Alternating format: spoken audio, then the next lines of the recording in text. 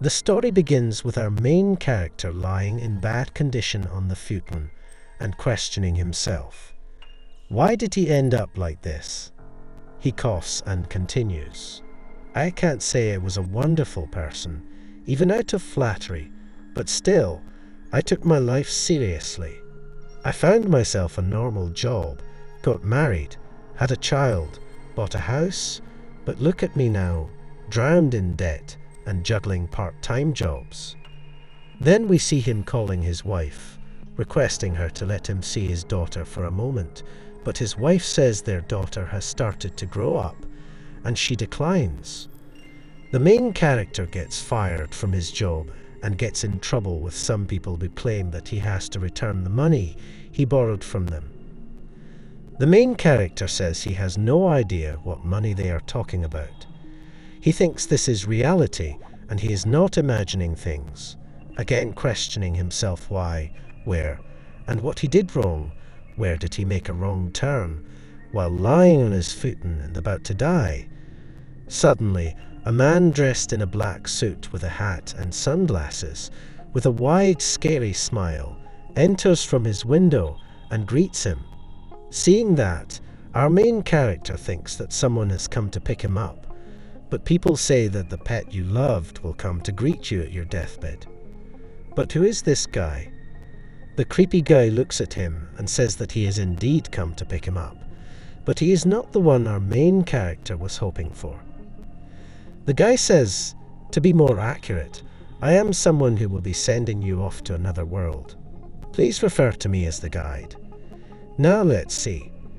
While our main character was in shock and thinking about another world, the guide suddenly snaps his fingers, and our MC is now able to see some things that have been happening behind his back. He witnesses his wife with another man, saying to her that she is quite an evil woman herself. Not only did she push her ex-husband into her own debt, but even child support too. His wife continues, it's fine. She's legally his daughter, and it's a parent's duty to pay child support. Women wish to leave behind superior genes by instinct. Who would want that man's child?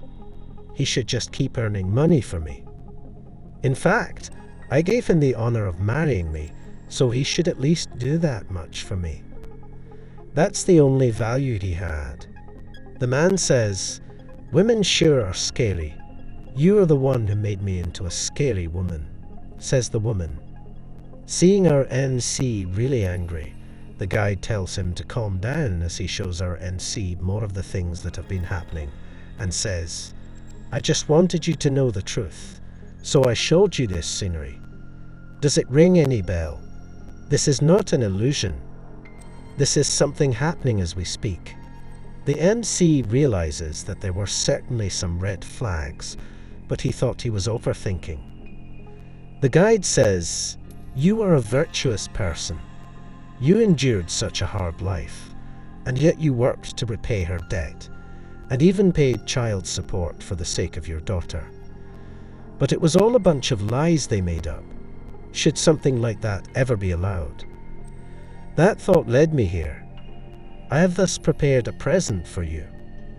You have led a life full of misery up till now, so I would like your next one to be a happy one.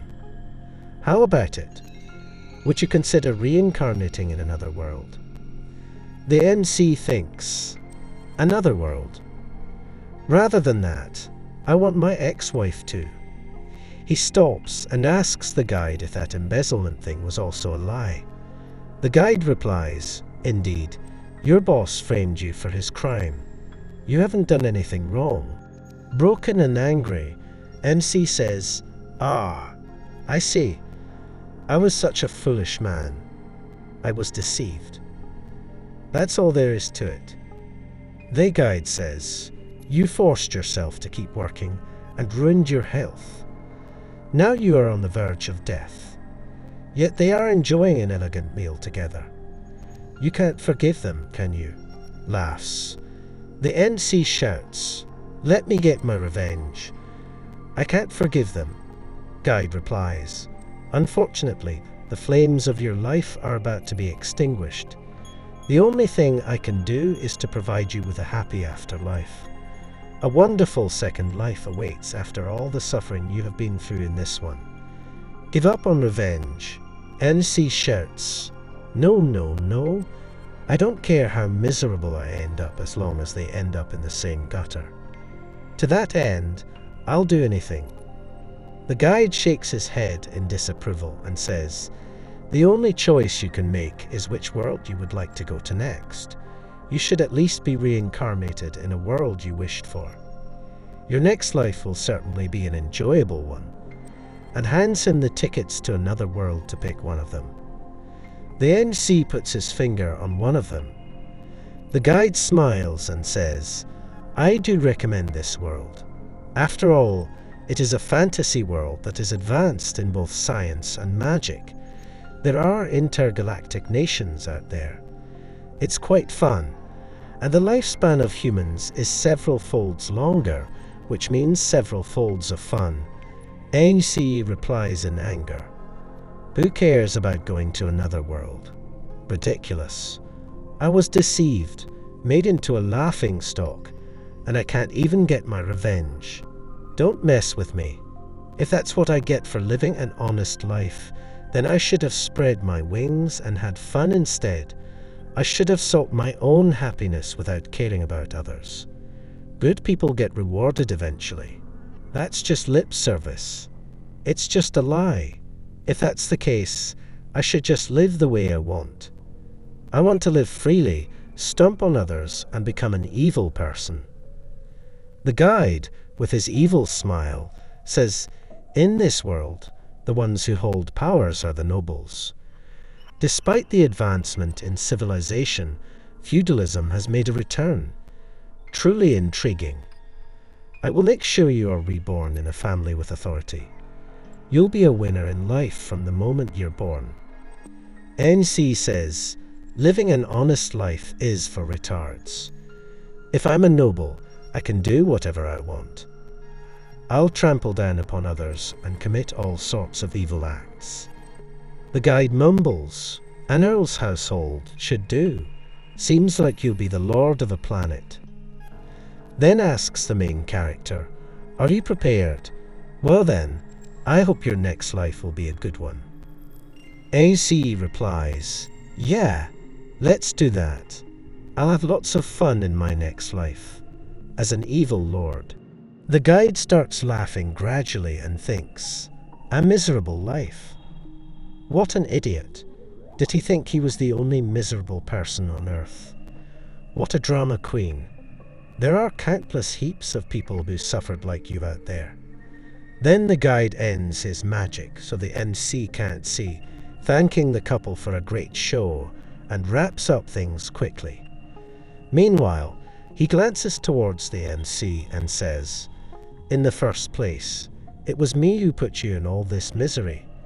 I wanted to see how a good person whose life was a bit happy could stoop so low. It was actually quite fun, so I just wanted a sequel." Then we see the man on the dining table saying that they had lots of fun, and now they should put an end to all this. Shocked woman, unaware of this situation, asks if he is kidding, and if he betrays her, he'll be finished as well. But the man doesn't care about anything and says that it's about time they stop playing a couple, and they both have a fair share of fun. He then threatens the woman because the lawyer who'd helped her with the divorce was his acquaintance, and it will be revealed that she framed her ex-husband and helped his boss with embezzlement. The woman asks, "What about your child? Are you going to abandon her?" The man says, "Legally speaking, it's your ex-husband's right. You are getting child support, so you should be able to raise her just fine." The woman asks, "But you said you loved me." The man replies, "Well, I did, but I've lost interest now. We've both had our share of fun. Now let's both search for our next love." As the man was parting ways, the woman tries to stop him and said she would do anything for him. But the man refuses to marry a woman who cheated on her husband. Seeing all this, the guide seems happily clapping and enjoying the show. After all the fuss, The guide gets back to his duty to guide our NC's soul to an amusing world for the guide, where people's lives are consumed like they mean nothing. But it will be too late by the time our NC notices that. The guide says, our NC's regret, anger, lament, and hate will become the guide's nourishment when our NC realizes that the world is not how it was supposed to be.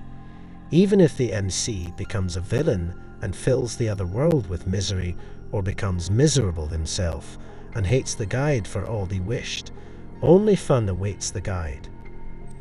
The guide hurries to guide his soul, thinking that the people of Earth are so easy to deceive just by granting them reincarnation. He also plans ways of amusement he would get by watching our NC suffer while a fox-like spirit checks on our boy. The next scene we see is of a messy room. The NC thinks that the guide wasn't lying, and he certainly received a second life. I am Sera Banfield. That's my new name. Come to think of it, I was in the middle of playing. This is the Intergalactic Empire, Alvaric dynasty. I've been born as the heir to an earl who rules over a planet in this empire.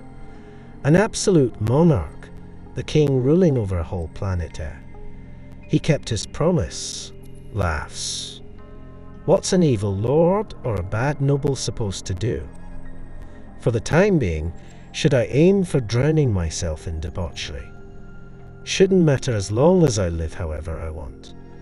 This is starting to get fun. Liam receives a letter from the guide which had support and proxy agent written in it. And immediately his parents arrive at his room, congratulating him on his 5th birthday. They surprised him by giving him all of the Banfield household's rankings and territory. His father gives the Banfield household to his son as a present. Liam is shocked and realizes what the guide meant by support. Liam's mother gifted him a robomaid and asked him to choose the parts to customize a cute robomaid however he pleases. Liam maxes out every part, including internal parts of the robomaid's body, because his parents are the ones paying anyway. Seeing that, his dad says his son has quite a good taste. Liam adds capability of processing desire as well. He quickly realizes that the robomaid was the proxy agent the guide wrote to him about. Liam seems happy and thanks the guide for being considerate enough to start his life by removing his parents out of the picture and blessing him with his ideal girl who is a robot, so she would even betray him. The robomaid says her first words to Liam. His parents say that they can leave him in the robomaid's hand without any issue, and there is nothing else for them to worry about now. Hearing that, Liam asks if they are going to somewhere. His father tells him that they bought a mansion in the capital on the main planet of the Empire, and they will be moving there, so now Liam has to sign some documents and make sure to protect his land, as a lord should. Liam seems happy when his parents are leaving everything to him, and is lost in his evil thoughts. Your cute little boy is actually a reincarnator. A middle-aged man on the inside at that. A stranger who took away everything from that couple. I feel sorry for them, so I'll at least give them an annual sum of money. Pay. I took everything from my ignorant parents. I'll keep doing lots of horrendous deeds from now on.